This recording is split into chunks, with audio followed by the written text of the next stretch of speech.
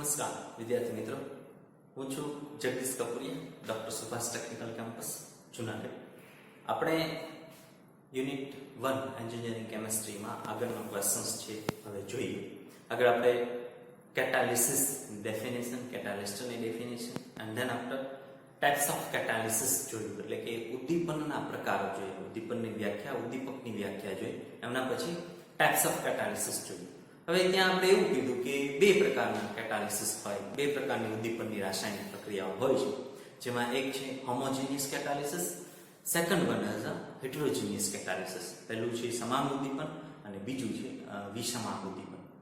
તો હવે ત્યાં આપણે એવું કીધું કે કેટાલિસિસ પ્રોસેસ જે છે એમને લીધે રાસાયણિક પ્રક્રિયાનો વેગ છે એ વધતો હોય છે. હવે રાસાયણિક પ્રક્રિયાનો વેગ વધે છે તો એવું શું થાય છે કે રાસાયણિક પ્રક્રિયાનો વેગ વધે? આપણે એવું કીધું કે કેટાલિસ્ટ પર્ટિક્યુલર કોઈ એક રાસાયણિક પ્રક્રિયામાં કોઈ એક ઉદ્દીપક ઉમેરીએ તો જે તે રાસાયણિક પ્રક્રિયાનો વેગ છે એ વધે છે. આપણે ઘણી બધી હોમોજીનિયસ, હેટરોજીનિયસ કેટાલિસિસ પ્રોસેસ, કેમિકલ રિએક્શન્સ છે જોઈ. તો એમાં એવું શું થાય છે કે જેમનાથી કેટાલિસિસ પ્રક્રિયા જે છે, કેટાલિસિસ કેમિકલ રિએક્શન જે છે, ઉદ્દીપનની રાસાયણિક પ્રક્રિયા, એમનો વેગ વધે છે. તો એ જે છે એ પર્ટિક્યુલર કેટાલિસિસની થિયરીમાં આપણે આજે જોશું. થિયરી ઓફ કેટાલિસિસ એટલે કે ઉદ્દીપનના સિદ્ધાંતો. એમાં એવું શું થાય છે કે રાસાયણિક પ્રક્રિયાનો વેગ વધે? એમાં એવી કઈ રાસાયણિક પ્રક્રિયા થાય છે? કેટાલિસ્ટ કેવી રીતે રિએક્ટ કરે છે? અથવા તો કેટાલિસ્ટ રિએક્ટ કરે છે તો એવું શું થાય છે કે કેમિકલ પ્રોસેસ જે છે એ ફાસ્ટ થાય છે, થોડી ઝડપી થાય છે. તો એમનું જે રહસ્ય છે, એમની જે મિકેનિઝમ છે, પર્ટિક્યુલર કેટાલિસિસ પ્રોસેસ ફાસ્ટ થવા, ઝડપી થવાનું જે પાછળનું રીઝન છે એ આજે થિયરી ઓફ કેટાલિસિસમાં આપણે જોશું. ઘણી બધી થિયરીઝ છે કેટાલિસિસની. એમાં ત્રણ જે છે આપણે મુખ્ય જે મેઇન ત્રણ કેટાલિસિસ થિયરી છે એ જોઈએ છે. Intermediate compound theory. Intermediate compound theory એટલે કે મધ્યવર્તી સંયોજન સિદ્ધાંત. ક્યાંક ને ક્યાંક એવું મધ્યવર્તી સંયોજન બને છે, ઇન્ટરમીડિયેટ કમ્પાઉન્ડ જનરેટ થાય છે કે જેથી રાસાયણિક પ્રક્રિયાનો વેગ વધે છે. તો એ પર્ટિક્યુલર સમાન ઉદ્દીપનને લાગુ પડે છે. સમાન ઉદ્દીપનની જે પ્રક્રિયા છે હોમોજીનિયસ કેટાલિસિસ.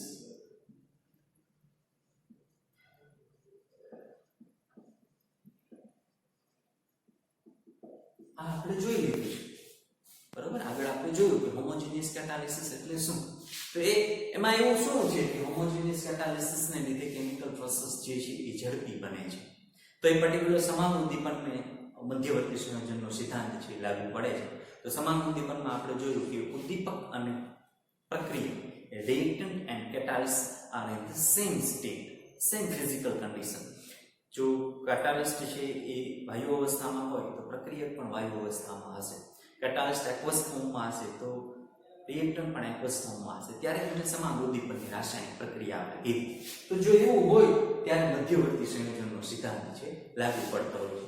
બીજી થિયરી છે એડસોર્પ્શન થિયરી એટલે કે અધિશોષણનો સિદ્ધાંત. તો આપણે એક બીજી કેટાલિસિસ પ્રક્રિયા જોઈ, એ હતી વિષમાન ઉદ્દીપન.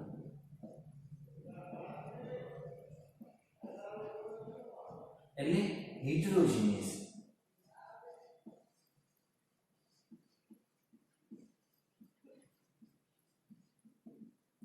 હેટરોજીનિયસ કેટાલિસિસ પ્રોસેસ ઘણી બધી આપણી પ્રક્રિયાઓ છે. એમાં એવું જોયું કે રિએક્ટન્ટ અને જે કેટાલિસ્ટ હતો આપણો, એટલે કે ઉદ્દીપક અને પ્રક્રિયક છે એ જુદા જુદા ફિઝિકલ અવસ્થામાં હતા.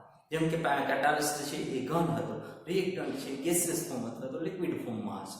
તો એમને આપણે પ્રક્રિયા જોઈ. તો એ જે પ્રોસેસ હતી એ હેટરોજીનિયસ કેટાલિસિસ હતી. તો ક્યાંક ને ક્યાંક અધિશોષણ એટલે શું? તો કે કોઈ એક સપાટી ઉપર જે તે મટીરીયલ છે એ એબ્સોર્બ થાય, એટલે કે ચોંટી જાય, અધિશોષણ થાય. તો અધિશોષણ હંમેશા ઘન અવસ્થામાં જે તે મટીરીયલ હશે એમની ઉપર થશે.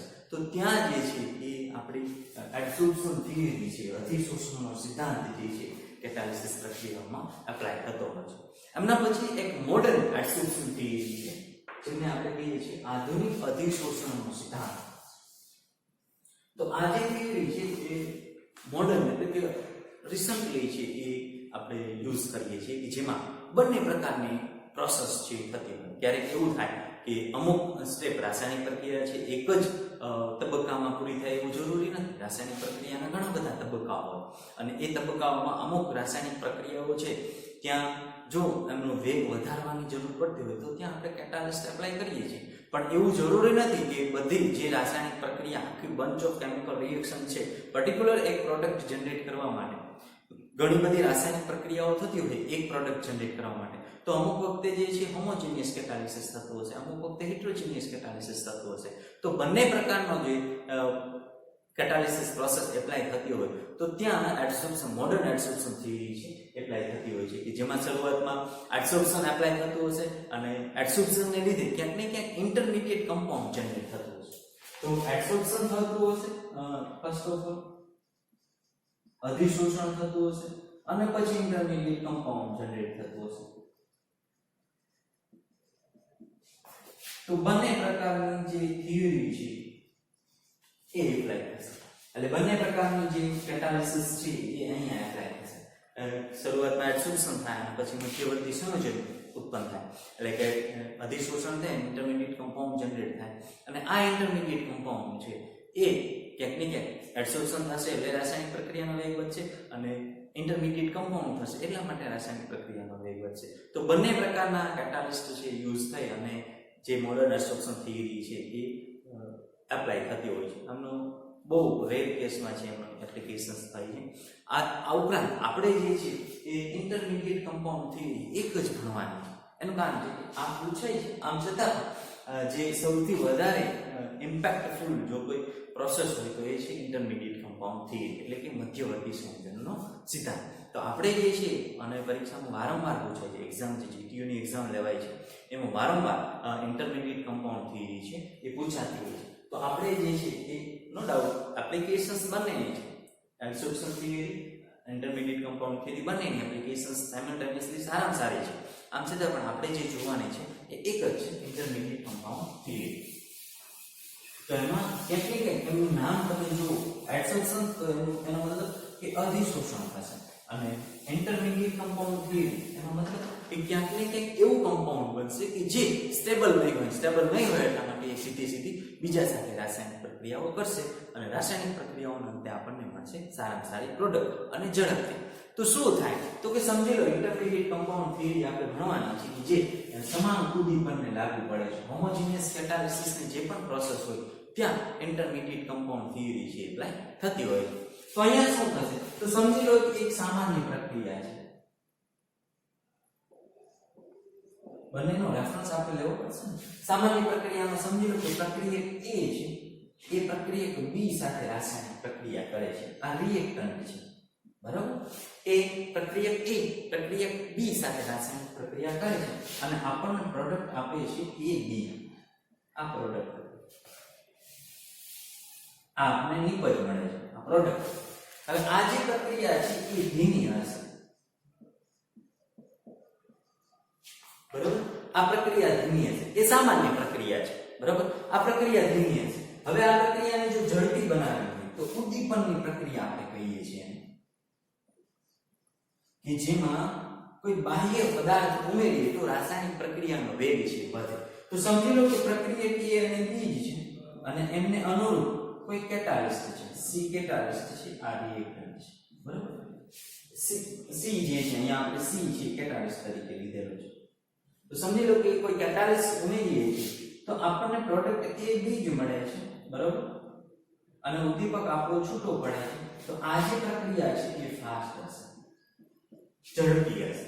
શું કામ તો કે આપણે એમને અનુરૂપ જે તે કેટાલિસ્ટ છે રિએક્ટ કરીએ છીએ અને કેટાલિસ્ટને લીધે એ રાસાયણિક પ્રક્રિયાનો વેગ છે વધે છે.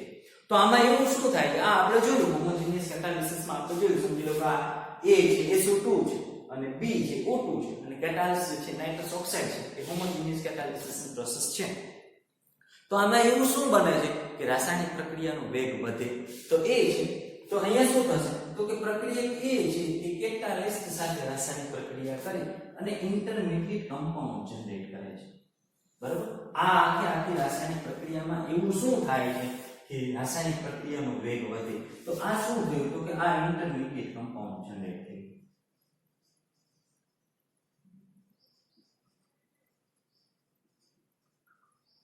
આ ઇન્ટરમીડિયેટ કમ્પાઉન્ડ જનરેટ થયું કે જે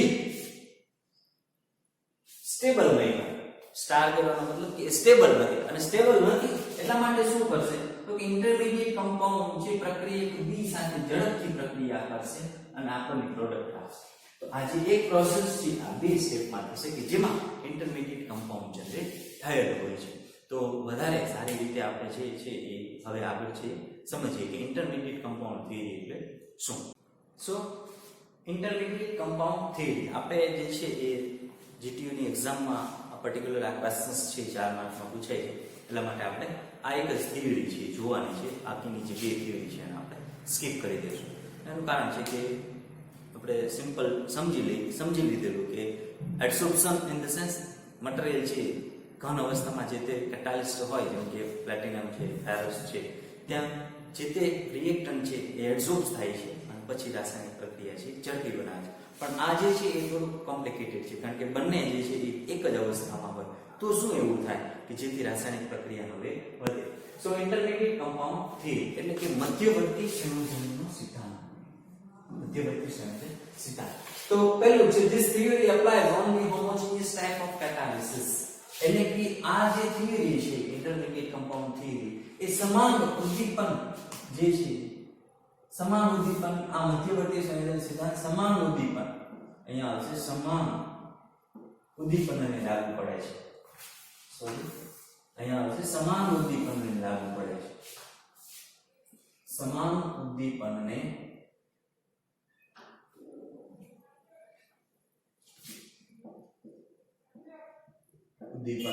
લાગુ પડે છે. સમાન ઉદ્દીપન એટલે આપણને ખબર છે કે જેમાં પ્રક્રિયક અને ઉદ્દીપક એક જ ભૌતિક અવસ્થામાં હોય. તો શું થાય? પહેલું એ લખવું પડશે હંમેશા જ્યારે આપણે ક્વેશ્ચન્સ આન્સર આઉટ કરીએ છીએ ત્યારે ખાસ લખવાનું છે કે આ જે સિદ્ધાંત છે મધ્યવર્તી સંયોજનનો સિદ્ધાંત intermediate compound theory only applied in homogeneous catalysis reaction. સમાન ઉદ્દીપનની પ્રક્રિયા છે આ સિદ્ધાંત છે લાગુ પડે છે. શું થાય છે તો નોર્મલ રિએક્શન સામાન્ય પ્રક્રિયા કે કાઢી છે કે પ્રક્રિયક A react with પ્રક્રિયક B, reactant A react with reactant B. પ્રક્રિયક A પ્રક્રિયક B સાથે રાસાયણિક પ્રક્રિયા કરે છે અને આપણને નિપજ આપે છે કે B જે ધીમી પ્રક્રિયા છે, જે સામાન્ય પ્રક્રિયા છે કે આમાં કોઈ પણ પ્રકારનું કેટાલિસ્ટ ઇન ધ સેન્સ કે કોઈ પણ ઉદ્દીપક છે યુઝ થયો નથી. એટલા માટે આ સામાન્ય પ્રક્રિયા છે અને આપણે ઉદ્દીપનની પ્રક્રિયા કહીશું નહીં. તો આ જે પ્રક્રિયા છે એ ધીમી થશે જે નોર્મલ પ્રોસેસ છે. નોર્મલ પ્રોસેસ જો એમના પછી છે ઉદ્દીપનની પ્રક્રિયા એટલે કે કેટાલિસિસ પ્રોસેસ. એમાં શું થશે તો કે જ્યારે આપણે કેટાલિસિસ when we add the catalyst in the normal process then the reaction rate will be increasing. Otherwise એમ કહી શકીએ reaction rate will be definable અથવા તો એમ કહીએ કે change of rate of reaction. રાસાયણિક પ્રક્રિયાનો જે વેગ છે એ વધશે અથવા તો ઘટશે. પણ અહીંયા આપણે વધવાની વાત કરીએ તો જ્યારે નોર્મલ પ્રક્રિયા તેમાં કેટાલિસ્ટ યુઝ કરવાનો હતો પણ ઉદ્દીપનની પ્રક્રિયામાં આપણે કેટાલિસ્ટ યુઝ કરીએ છીએ તો જ આપણે ઉદ્દીપનની પ્રક્રિયા કહીએ છીએ. સો રિએક્ટન્ટ A એટલે કે પ્રક્રિયક A અને B કેટાલિસ્ટની હાજરીમાં જ્યારે રાસાયણિક પ્રક્રિયા કરે છે તો જે નિપજ આપે છે નોર્મલ પ્રોસેસમાં પણ નિપજ તો એવી જ આવતી હતી અને કેટાલિસ્ટ છૂટો પડે છે પણ પ્રક્રિયા 1 જે છે એ ધીમી હતી, સ્લો હતી. જ્યારે પ્રક્રિયા 2 છે અહીંયા આપણે કેટાલિસ્ટ યુઝ કરીએ છીએ પર્ટિક્યુલર કેટાલિસ્ટને લીધે આ રાસાયણિક પ્રક્રિયા છે ઝડપી બને છે. તો એવું શું થાય છે કે રાસાયણિક પ્રક્રિયા ઝડપી બને છે તો એ હવે જોઈએ કે એવું એમાં શું થાય છે કે રાસાયણિક પ્રક્રિયા ઝડપી બને. So according to this theory catalyst first react with one of the reactant and form an intermediate compound. તો કે આ સિદ્ધાંત અનુસાર સૌપ્રથમ ઉદ્દીપક જે બે રિએક્ટન્ટ પ્રક્રિયકો છે એમાંથી કોઈ એક સાથે રાસાયણિક પ્રક્રિયા કરી એટલે કે જોડાય અને મધ્યવર્તી સંયોજન બનાવે છે. આ થિયરીમાં એવું શું થાય છે કે રાસાયણિક પ્રક્રિયા છે ઝડપી બને છે. તો જે કેટાલિસિસની પ્રોસેસ છે એમાં આપણે કેટાલિસ્ટ એડ કર્યું કે જ્યાં બે પ્રક્રિયકો હતા પ્રક્રિયક A અને પ્રક્રિયક B અને કેટાલિસ્ટ C હતું. તો અહીંયા બેમાંથી કોઈ એક કે જે વધુ ઝડપથી રાસાયણિક પ્રક્રિયા અથવા તો ઉદ્દીપક સાથે જોડાવાની ક્ષમતા ધરાવતો હશે. એવું જરૂરી નથી કે પ્રક્રિયક A જ જોડાય. ક્યારેક પ્રક્રિયક B પણ વધારે રિએક્ટિવ હોય તો એ પ્રક્રિયક B પણ ઝડપથી કેટાલિસ્ટ સાથે જોડાય અને ઇન્ટરમીડિયેટ કમ્પાઉન્ડ જનરેટ કરે. તો સમજવા માટે આપણે એવું કહીએ કે રિએક્ટન્ટ એટલે કે પ્રક્રિયક A જે છે એ કેટાલિસ્ટ એટલે કે C સાથે રાસાયણિક પ્રક્રિયા કરશે અને આપણો ઇન્ટરમીડિયેટ કમ્પાઉન્ડ છે જનરેટ કરશે. હવે આ ઇન્ટરમીડિયેટ કમ્પાઉન્ડ જનરેટ થઈ ગયો, આ ઇન્ટરમીડિયેટ કમ્પાઉન્ડ છે અનસ્ટેબલ હશે. એટલે શું થશે? હવે શું થશે તો કે રાસાયણિક પ્રક્રિયક હવે ઇન્ટરમીડિયેટ કમ્પાઉન્ડ છે એ આપણો રિએક્ટન્ટ થઈ ગયો. અત્યારે આપણી પાસે આ પણ એક રિએક્ટન્ટ છે, પણ કેવો છે તો કે અનસ્ટેબલ છે. સૌપ્રથમ પ્રક્રિયક જે A છે એ કેટાલિસ્ટ સાથે જોડાય છે અને જોડાયાને ઇન્ટરમીડિયેટ કમ્પાઉન્ડ જનરેટ કરશે કે જે આ થિયરીનો હાર્ટ છે. હવે આ ઇન્ટરમીડિયેટ કમ્પાઉન્ડ જે છે એ અનસ્ટેબલ છે કે જેને કહે કે સ્થિર નથી, અને સ્થિર નથી એટલા માટે એ ઝડપથી પ્રક્રિયક B સાથે રાસાયણિક પ્રક્રિયા કરશે અને આપણે નિપજ આપશે. જોઈએ હવે શું થશે તો કે this intermediate compound is unstable and react with another reactant. હજુ આપણી પાસે એક reactant છે બચેલો છે, પ્રક્રિયક છે એ બાકી છે. તો આ intermediate compound this intermediate compound is unstable and react with another reactant મળશે અને આપણો catalyst ફ્રી થઈ જશે. એટલે આગળની પ્રક્રિયા અને પ્રક્રિયા આ બંને પ્રક્રિયા જે છે એ ઉદ્દીપનની પ્રક્રિયા કહેવાય કે જેમાં કેટાલિસિસ પ્રોસેસ કહેવાય કે જેમાં મધ્યવર્તી સંયોજનનો સિદ્ધાંત છે એપ્લાય થતો હોય છે. ઓકે, તો હવે આપણે જે છે એ એક્ઝામ્પલ દ્વારા આ સમજીએ કે મધ્યવર્તી સંયોજનનો સિદ્ધાંત એક્ઝામ્પલમાં કેવી રીતે છે એપ્લાય થાય. ઓકે, જોઈએ તો મધ્યવર્તી સંયોજનનો સિદ્ધાંત એક્ઝામ્પલમાં કેવી રીતે એપ્લાય થાય એ જોઈએ. પણ એમાં એમની પહેલા આપણે જોઈએ કે મધ્યવર્તી સંયોજનનો થિયરી છે એ થિયરી આપણે અહીંયા રાખેલી. તો એમાં હતી નોર્મલ પ્રોસેસ. આ આપણે સમજવા માટે છે નોર્મલ પ્રોસેસ. પ્રક્રિયા A અને B રાસાયણિક પ્રક્રિયા કરી, કેમિકલ રિએક્શન્સ કરી અને નિપજ B આપતા. તો આ નોર્મલ પ્રોસેસ છે. કેટાલિસિસ પ્રોસેસ કઈક આવી હતી. કેટાલિસિસ પ્રોસેસ માં A + B + કેટાલિસ્ટ C અને નિપજ આપણને મળતી હતી AB + C. તો આ સ્લો પ્રોસેસ છે. આ પ્રક્રિયા 1 કહી અને પ્રક્રિયા 2 કહી, તો આ સ્લો છે અને આ ફાસ્ટ છે. હવે મિકેનિઝમ શું હતી? મિકેનિઝમ ઓફ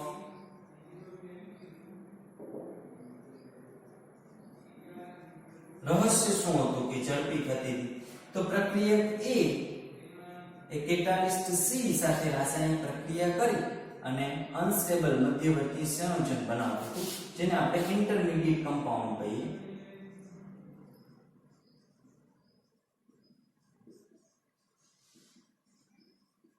આ ઇન્ટરમીડિયેટ કમ્પાઉન્ડ અનસ્ટેબલ હોવાથી B સાથે ઝડપથી રાસાયણિક પ્રક્રિયા કરી AB પ્લસ કેટાલિસ્ટ આ નિપજ આપશે. આ બંને જે એ મિકેનિઝમ છે. તો આ પ્રોસેસ છે એ એક્ઝામ્પલમાં અને આપણને SO3 બરાબર. પણ કેટાલિસિસ ની પ્રોસેસમાં આપણે આમાં ક્યાંક ને ક્યાંક એક કેટાલિસ્ટ એડ કરતા હતા. કેટાલિસિસ પ્રોસેસ માં આપણે આમાં ક્યાંક કેટાલિસ્ટ એડ કરતા હતા. કયું કેટાલિસ્ટ એડ કરતા હતા? 2SO2 + O2 + nitrous oxide. આ આપણે એડ કરતા હતા. શું કામ? તો કે આ સમય આવું થશે O2 + 2NO. આ આપણો પ્રક્રિયક છે, રિએક્ટન્ટ. આ આપણો કેટાલિસ્ટ છે, બરાબર. અને પ્રક્રિયા મળશે, પ્રક્રિયાને અંતે મળશે આપણને 2NO2 જે આપણું મધ્યવર્તી સંયોજન છે, ઇન્ટરમીડિયેટ કમ્પાઉન્ડ છે.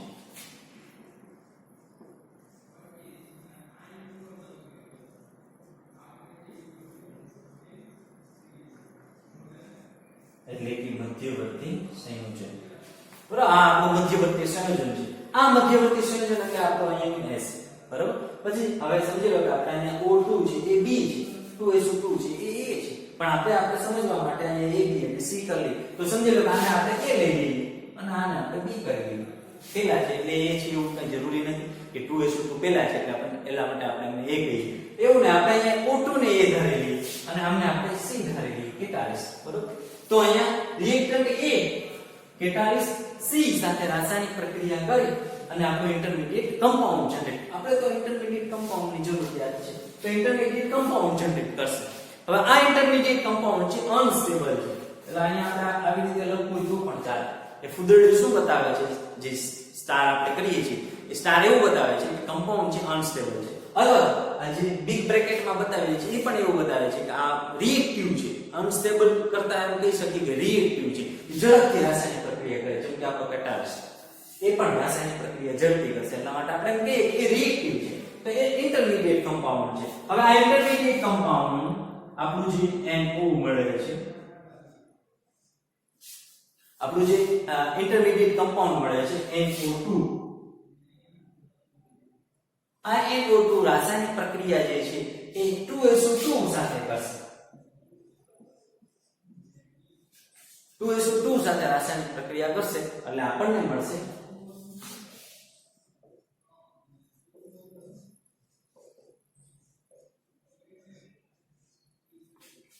આપણને મળશે 2SO3 પ્લસ નાઇટ્રસ ઓક્સાઇડ. તો આ જે મટીરીયલ છે એ આપણને નિપજ જે જોઈએ છે, સામાન્ય રાસાયણિક પ્રક્રિયામાં જે નિપજ જોઈએ છે એ નિપજ આપણને મળી જાય. અહીંયા આપણે જોઈએ તો રાસાયણિક પ્રક્રિયા જે છે એ સોરી અહીંયા આપણે 2SO2 નહીં લઈએ પણ O2 લેશું, બરોબર? SO2 જ લેશું, 2SO2 સીધું નહીં લેવું. 2SO2 લેવું હોય તો અહીંયા આપણે 2 કરવું પડે, બરોબર? 2SO2 લેવું હોય તો 2SO2 કરવું હોય તો અહીંયા 2 કરવું પડે. ચાલો એ જે છે એ ચાલશે. પણ અહીંયા આપણે રાસાયણિક પ્રક્રિયાને સ્ટેબલ કરો તો અહીંયા આપણે 2:3 લખી શકીએ. શું કામ લખી શકીએ સમજાવો. જો 2SO2 આટલું લીધું હોય NO2 લીધું હોય અને અહીંયા 2SO2 લઈએ તો આપણને મળશે 2SO3. હવે 2SO3 માં ઓક્સિજન કેટલા થયા? 3 ને 2 તેરીને 6. અહીંયા કેટલા ઓક્સિજન છે? તો કે 4 છે, અહીંયા 2 છે, એક તો ઓલરેડી અહીંયા છે તો 5 ઓક્સિજન થાય. તો એ રાસાયણિક પ્રક્રિયા છે એ સ્ટેબલ થઈ કહેવાય નહીં. એટલા માટે આપણે શું કરશું? અહીંયા 2NO2 લેશું, અહીંયા 2SO2 લેશું, 2SO3 થશે તો અહીંયા 2NO જનરેટ થશે. તો હવે રાસાયણિક પ્રક્રિયા છે એ સંતુલનમાં આવી. કેવી રીતે? તો કે અહીંયા ઓક્સિજન કેટલા છે? 4, અહીંયા કેટલા છે? 6 ને 2, અહીંયા કેટલા છે? તો કે 4 અને 8 છે ઓક્સિજન ટોટલ. આ 4 છે અને 4 આ છે. અહીંયા આ 2 તેરી 6 અને 2 ઓક્સિજન 2NO, બરાબર? પણ જો આપણે સામાન્ય રીતે લખવું હોય તો આવી રીતે પણ આપણે લખી શકીએ. આપણી રીતથી લખવું હોય 2NO2 છે NO જ આપણે સીધું નાઇટ્રસ ઓક્સાઇડ જ જો યુઝ કરવું હોય તો આ જે 2NO2 જે છે એમાંથી સિમ્પલ 2NO2 છે એ રિએક્ટિવ છે એ છે એવી રીતે ધારી ઇન્ટરમીડિયેટ કમ્પાઉન્ડ લઈ અને આગળ વધી તો કંઈક આવું થાય.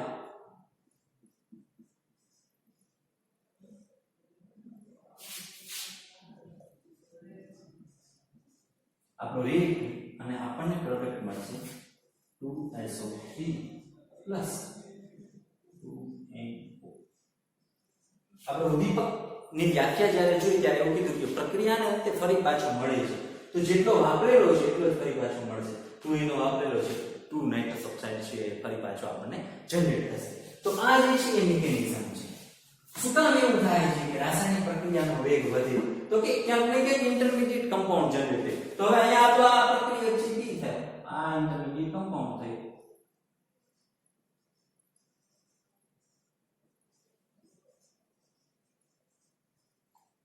આ આપણો ઇન્ટરમીડિયેટ કમ્પાઉન્ડ થયો. આ આપણો રિએક્ટન્ટ B થયો કે જે કેમિકલ પ્રોસેસ કરશે એકબીજા સાથે જોડાય અને 2:3 આપણે નિપજ આપશે અને આપણે પ્રક્રિયા છે ફરી પાછો મળી રહેશે. જ્યારે આપણે ઉદ્દીપકની વ્યાખ્યા જોઈ ત્યારે એવું કીધું કે પ્રક્રિયાને અંતે ફરી પાછો પ્રક્રિયા મળી. તો આ છે એ ઉદાહરણ છે કે આપણે જે અત્યાર સુધી મધ્યવર્તી સંયોજન કીધું ઇન્ટરમીડિયેટ કમ્પાઉન્ડ થિયરી કીધું તો એમાં ઉદાહરણ તરીકે આપણે સમજવું હોય તો આ તો થિયરી છે. આ છે સિમ્પલ ઇન્ટરમીડિયેટ કમ્પાઉન્ડ થિયરી છે. કઈ છે? Intermediate compound theory. આ થિયરી છે કે જેમાં પ્રક્રિયા B સાથે રાસાયણિક પ્રક્રિયા કરે નોર્મલ પ્રોસેસમાં તો આપણે નિપજ મળે છે. એ જે ધીમી પ્રક્રિયા છે આપણે પ્રક્રિયાને ઝડપી બનાવી છે કેટાલિસિસ પ્રોસેસ છે એટલા માટે. તો શું થશે? તો કે પ્રક્રિયા B સાથે કેટાલિસ્ટની હાજરીમાં જ્યારે પ્રક્રિયા કરે છે તો એ બી નિપજ આપે છે પણ ઝડપી આપે છે. તો એમાં એવું શું છે કે રાસાયણિક પ્રક્રિયા ઝડપી બને છે, કેમિકલ રિએક્શન્સ છે ફાસ્ટ થાય છે. તો એમાં પ્રક્રિયા કેટાલિસ્ટ C સાથે રાસાયણિક પ્રક્રિયા કરી ઇન્ટરમીડિયેટ કમ્પાઉન્ડ જનરેટ કરે છે જે આ થિયરીનું નામ છે ઇન્ટરમીડિયેટ કમ્પાઉન્ડ. એટલે કે ક્યાંક ને ક્યાંક એવું મધ્યવર્તી સંયોજન ઉત્પન્ન કરે છે કે જે વધારે રિએક્ટિવ હશે અને વધારે રિએક્ટિવ હોવાને લીધે આપણે નિપજ ઝડપથી મળે છે. પણ આ થિયરી છે કોઈ પર્ટિક્યુલર એક્ઝામ્પલમાં એપ્લાય કરવી હોય તો શું કેવી રીતે થાય? તો નોર્મલ પ્રોસેસ આ છે 2SO2 O2 અને આપણને નિપજ મળે છે 2SO3. હવે આ જ જો કેટાલિસિસની પ્રોસેસ હોય, આ જ પ્રક્રિયામાં જો કેટાલિસ્ટ યુઝ કરવો હોય, આપણે નાઇટ્રસ ઓક્સાઇડ યુઝ કરીએ છીએ, તો આ પ્રક્રિયા છે ઝડપી બને છે, બરોબર? આ પ્રક્રિયા છે એ ફાસ્ટ બને, આ પ્રક્રિયા છે સ્લો હશે. શું કામ? તો કે કેટાલિસ્ટ નથી, અહીંયા કેટાલિસ્ટ હાજર છે. તો એવું એમાં શું થાય છે કે પ્રક્રિયા ઝડપી બને? તો આ થિયરી છે, અહીંયા એપ્લાય કરીએ તો રિએક્ટન્ટ A કેટાલિસ્ટ સાથે રિએક્શન કરે 2NO2 કરશે, જે ઇન્ટરમીડિયેટ કમ્પાઉન્ડ છે, મધ્યવર્તી સંયોજન છે. આ મધ્યવર્તી સંયોજન રિએક્ટન્ટ B સાથે રાસાયણિક પ્રક્રિયા કરી આપણી જે નિપજ છે આપણે જેને ઉદ્દીપક છૂટો પાડે છે, તો આ પ્રક્રિયા છે ફાસ્ટ થાય. તો આ હતું ઇન્ટરમીડિયેટ કમ્પાઉન્ડ થિયરી કે જે આપણી પરીક્ષામાં પૂછાય છે. આના પછી એડસોર્પ્શન થિયરી, મોડર્ન એડસોર્પ્શન થિયરી. એડસોર્પ્શન થિયરી છે પર્ટિક્યુલર હિટ્રોજીનિયસ કેટાલિસિસમાં એપ્લાય થશે કે જેમાં ઉદ્દીપક છે ઘન અવસ્થામાં હશે, કે જ્યાં આપણો જે રિએક્ટન્ટ છે એ એબ્ઝોર્બ થશે અને પછી એબ્ઝોર્બ થશે એટલે વધારે રિએક્ટન્ટ. જો એબ્ઝોર્બ થશે એટલે શું થશે? તો કે વાન ડર વાલ્સ આકર્ષણ ફોર્સ જે આપણે ભણ્યા છે, વાન ડર વાલ્સ એટ્રેક્શન ફોર્સ, એમાં એવું હતું કે ક્યાંક ને ક્યાંક એબ્ઝોર્બ થાય છે તો એનું પર્ટિક્યુલર કારણ છે કે એની સરફેસ સપાટી છે વધશે.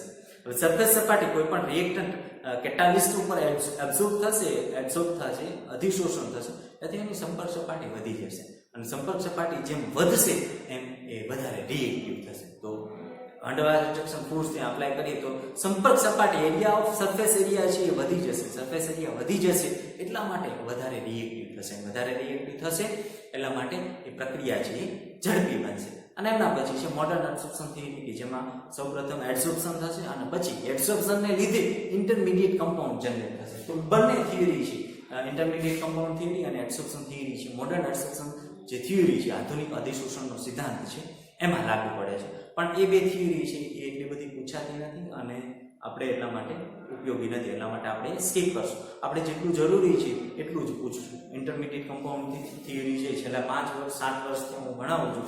લગભગ દરેક એક્ઝામમાં ઇન્ટરમીડિયેટ કમ્પાઉન્ડ થિયરી અથવા તો એમનું એક્ઝામ્પલ અથવા તો મિકેનિઝમ જે પૂછાય છે. સો વિદ્યાર્થી મિત્રો, ડિયર સ્ટુડન્ટ, જો વિડીયો ગમ્યો હોય તો લાઈક કરજો, ખાસ ચેનલને સબસ્ક્રાઇબ કરજો અને જો કંઈ ન સમજાય તો કોમેન્ટ બોક્સમાં કોમેન્ટ કરજો. ત્યાં સુધી નવા વિડીયો માટે ફરી પાછા મળીએ, ત્યાં સુધી આવજો. Bye bye, thank you.